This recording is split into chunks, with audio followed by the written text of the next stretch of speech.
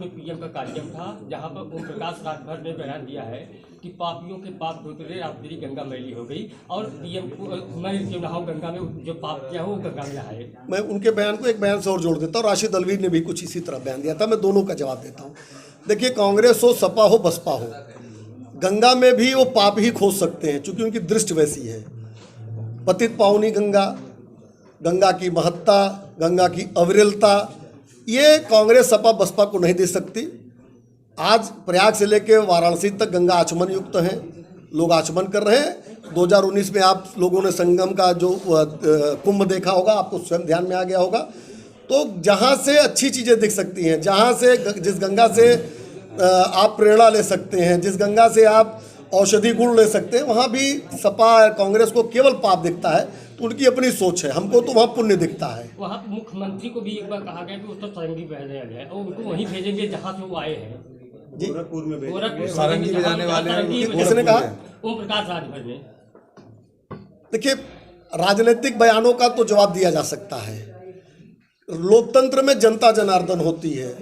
कौन लखनऊ पे रहेगा, कौन दिल्ली रहेगा, जनता तय करेगी। न ओम प्रकाश राजभर तय कर सकते हैं, न मनीष शुक्ला। ये हम अगर ओम प्रकाश राजभर को है वो तय करेंगे तो जनता उनको भी जवाब देगी। पिछली बार आपके साथ थे। अरे अभी सेकेंड फेज में एक भी मौत ऑक्सीजन की कमी से नहीं हुई। देखिए, ऑक्सीजन की कमी से पूरे देश में जो, देखिए इसको आप उत्तर प्रदेश से अलग कर, आप अलग सेगमेंट में मत देखिए। इस पर संसद में बयान आ चुका है। किसी भी राज्य में चाहे जिसकी भी सरकार रही हो, ऑक्सीजन से मरने वालों की संख्या किसी ने नहीं दी है। तो ये उत्तर प्रदेश का केवल मसला नहीं है।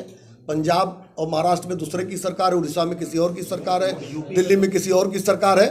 तो जो संसद में रिपोर्ट गई थी उसी को उन्होंने यहाँ रिपीट किया है। लेकिन हम लोग तो यूपी में हैं, जौनपुर में हैं, यहाँ पे सैकड़ों मौतें हुई।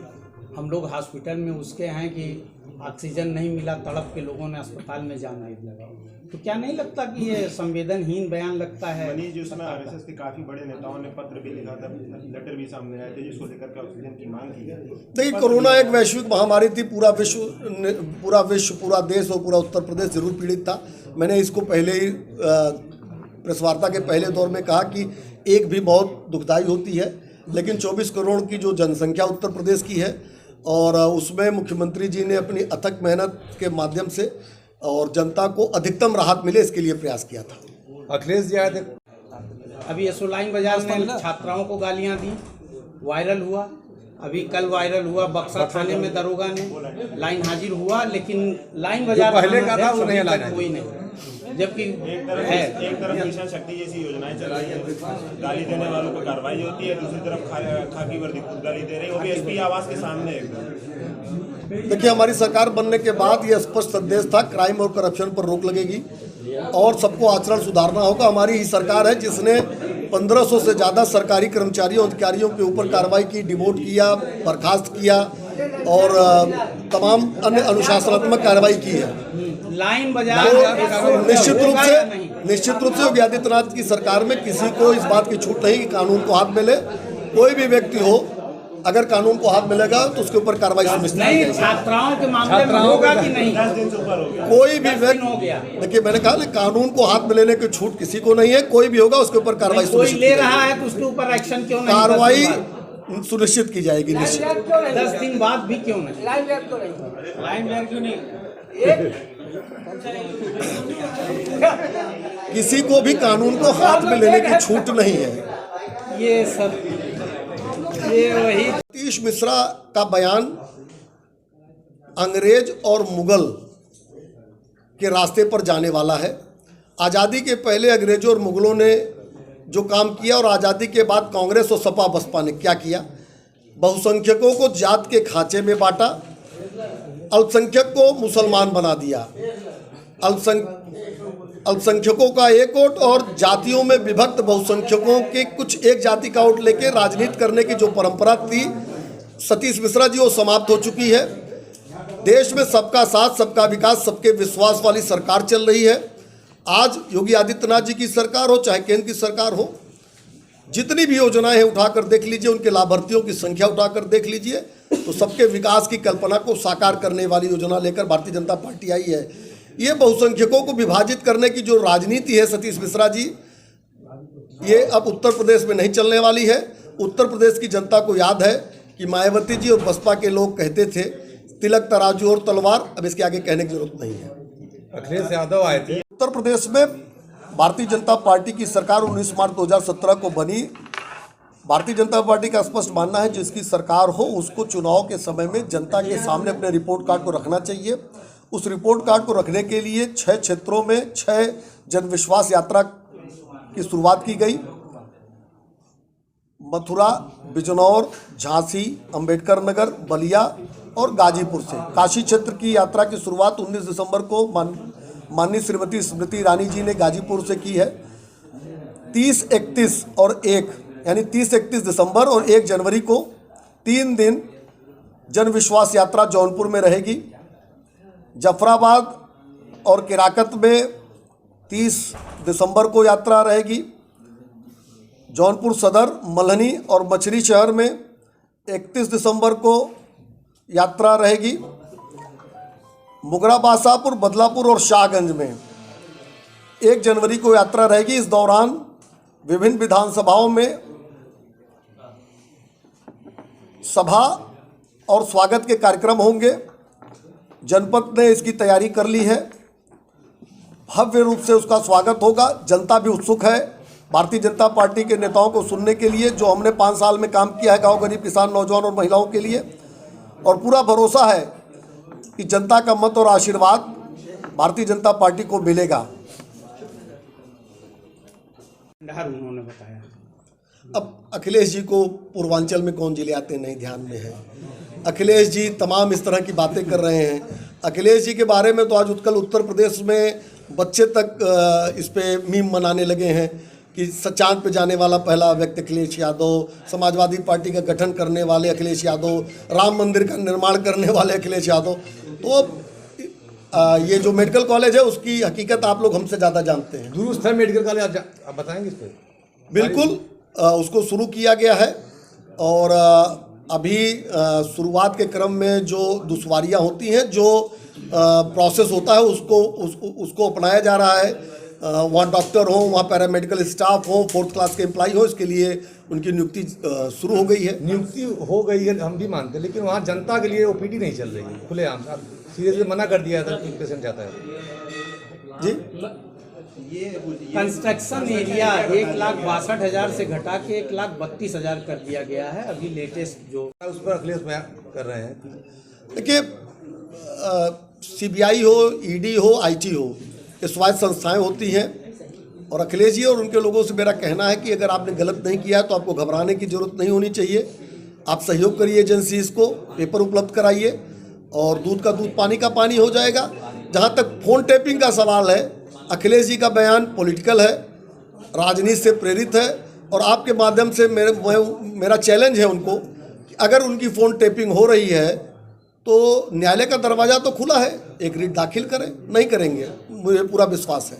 अखिलेश जी ने मेडिकल कॉलेज योगी उपयोगी, कल एक वीडियो वायरल हुआ और काफ़ी सारे ट्विटर हैंडल से उस पर आया दुरुपयोगी वीडियो भी आपने देखा होगा। देखिए, सोशल मीडिया पे सभी को अपनी बात कहने का अधिकार है, लेकिन उत्तर प्रदेश की जनता कोरोना के समय में पीड़ित जो 15 करोड़ लोगों को अन्न का वितरण किया जा रहा है, जिनको मकान मिला है, जिनको बिजली मिल रही है, जिनको सौभाग्य के अंदर, जिसको उज्ज्वला के अंदर गैस मिला है, जिनको शौचालय मिला है, जिनका जनधन का अकाउंट खुला है और पहले जो एक प्रधानमंत्री कहते थे 15 पैसा पहुंचता था, DBT के माध्यम से 100% पैसा पहुंच रहा है।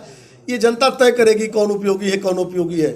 एक जिले की राजनीति करने वाले, एक गांव में केवल विकास करने वाले, नाच और रास रंग में मस्त रहने वाले पार्टी के लोग इस पे कमेंट करेंगे तो जनता उनको जवाब देगी। आपके स्वास्थ्य मंत्री ने कहा है कि यूपी के जीतनराम मांझी राम के नाम पर पॉलिटिक्स हो रही है। बोलती तो बीजेपी भी नहीं उत्तर प्रदेश में, जब जीतनराम मांझी नहीं कहते हैं कि राम एक काल्पनिक पात्र थे, तो बीजेपी का भी कोई बड़ा नेता नहीं बोला। देखिए, प्रभु राम, राम मंदिर, अयोध्या, सनातन धर्म, भारत की संस्कृति सभ्यता के बारे में भारतीय जनता पार्टी की नीति रीत स्पष्ट है। और जो भी इनके खिलाफ बोलता है मुझे कहने में कहीं कतई गुरेज नहीं है कि उन ऐसे बयानों का कोई स्थान नहीं है। और इस देश का सत्य है, यही है कि देश सनातन है, ये देश परंपराओं से चलता है।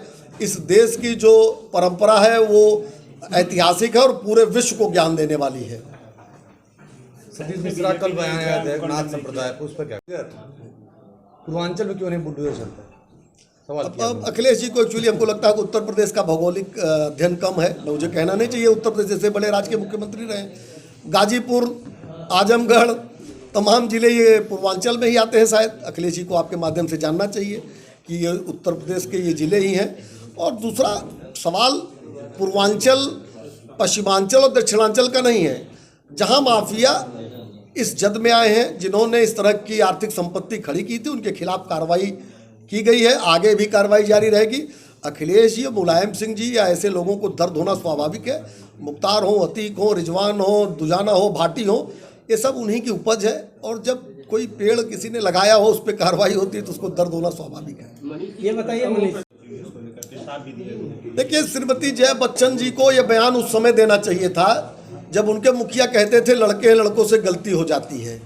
तब देना चाहिए था जब वर्ग उनके जो सांसद हैं ये कहते हैं कि लड़कियां अगर 21 साल की शादी की उम्र हो जाएगी तो लड़कियां आवारा हो जाएंगी। ऐसे गंदे शब्द कहने वालों के खिलाफ तो कभी जया बच्चन जी ने संसद में बोला ना आप लोगों के सामने बोला।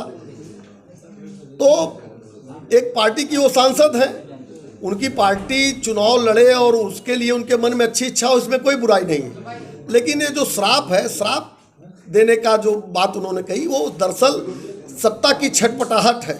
सत्ता से बाहर है और आगे आने वाले दिनों में फिर बाहर रहना ही उनको पता चल गया है, तो वो इस तरह की शब्द प्रयोग कर रही है। राजनीति में इसका कोई स्थान नहीं है। राजनीति में एक को शासन से 30,000 स्क्वायर फीट मेडिकल कॉलेज का कंस्ट्रक्शन एरिया करेंगे। देखिए, कभी कभी कोई डीपीआर बनती है तो उसका एक्सटेंशन हो जाता है।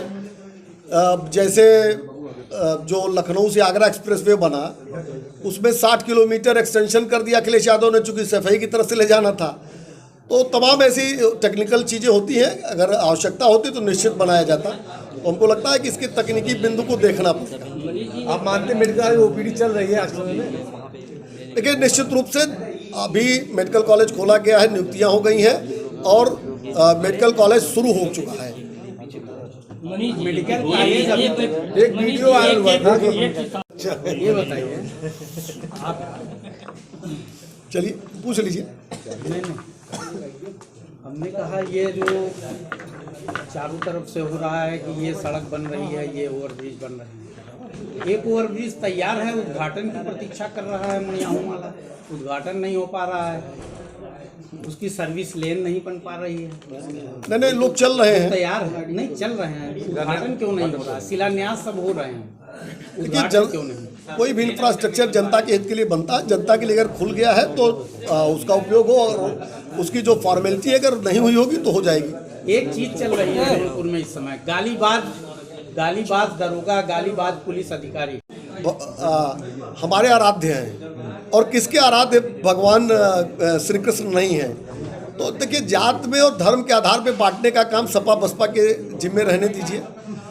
भगवान सबके हैं और सबके लिए आराध्य हैं, और प्रभु श्री कृष्ण को तो देश ही नहीं विदेशों में भी चाहने वाले लोग हैं।